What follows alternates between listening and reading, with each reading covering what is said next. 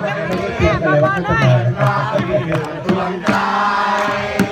ด้วยเขาเป็นรุ่นพ่อเป็นแม่นะคะดังนั้นท่านเอาสนามมาลงนะลงแล้วก็ที่อาโดนนะคะเป็นหัวหน้าป่าไม้ด้านตกบ้านนะคะแล้วก็ยอดสนามมีคน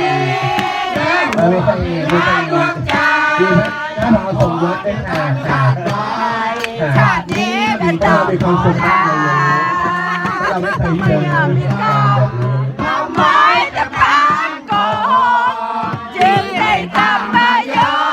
ชน์ให้พี่ทำได้เดี๋ยวชื่อแล้วสดเลยค่ะเปรียบเหมือนดังดวงดาราแต่ถ้านายกนั่งยืนนี่ค่ะนั่งนานค่ะไปเดินทางคู่เดี๋ยวจะทักทายสงัดในทักทายทางบนเวทีหน่อยครับน้ำค้างจะลามลงทางด้วยมือและพี่ลังรถไทยไปสู่เรือนหอเฝ้ารอรับดวงใจ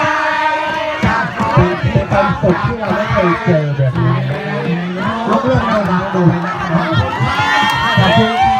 ขอสวัสดีด้วยนะคะค่ะตอนเรามาเล่า